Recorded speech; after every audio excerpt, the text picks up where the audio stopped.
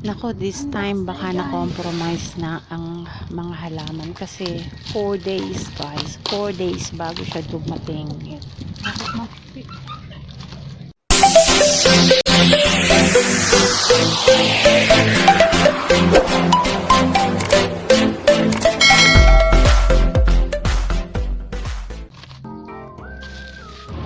Welcome back to our channel.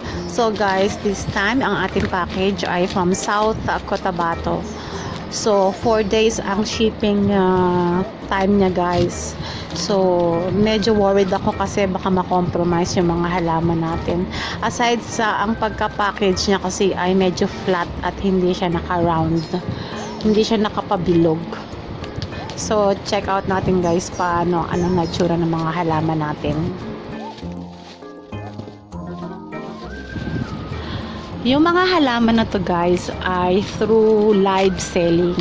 So magmamine ka pagka meron silang ipinakita na halaman, and then kung sino ang unang makamine or unang makabid sa nasabing presyo, so sa kanya mapupunta yung plants. So yon. Okay, so check na natin ang mga halaman guys. So, ito ang kanyang dwarf sensation. So, buhay naman siya, kaya lang yung dahon niya may mga itim-itim na. So, dwarf sensation.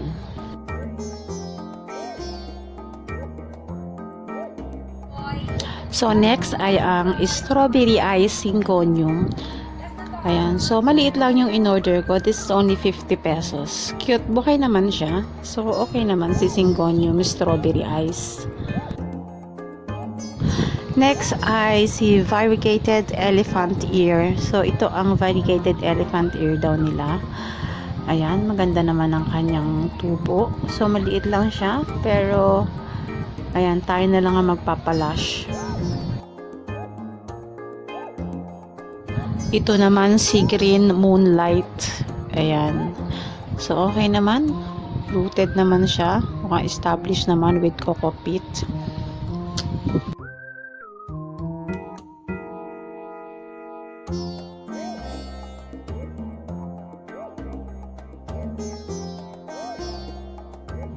So next, ano kaya itong isa na to? Medyo maliit siya. Ayun. So siya si syngonium. Syngonium variety.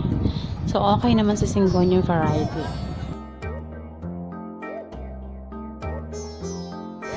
Ouch! Para sa Lauter Bakiana alocasia. So nasira na, nanilaw na yung dahon niya kasi 4 days eh, oh. Pero okay pa naman ang kanyang bulb. Kaya lang ang ganda-ganda niya, oh. Tapos dumating sa akin. Nadilaw na ang dahon niya.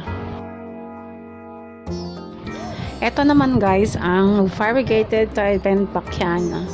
So mukhang okay naman siya. Maliit nga lang siya. Tayo na magpapalash. Maganda naman ang kanyang variegation.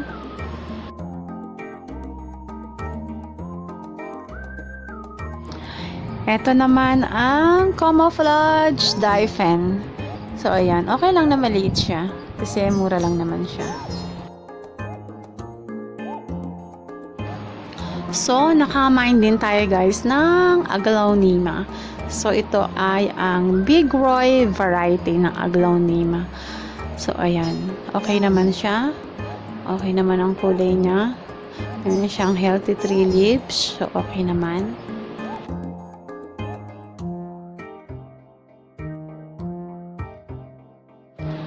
Another aglaonema variety ay ang Snow White. So nakamine din tayo ng Snow aglaonema.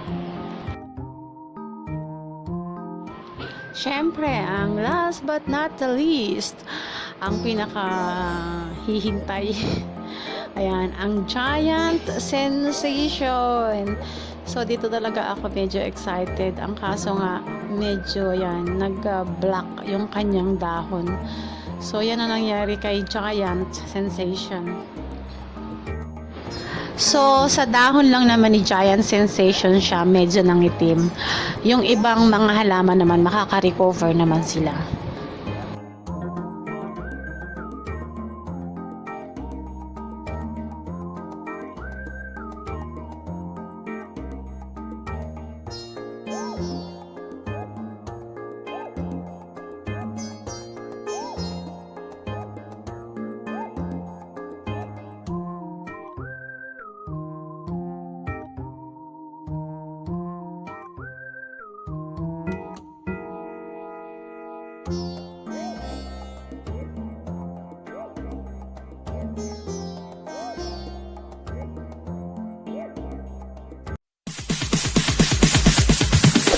Sorry, it's DJ.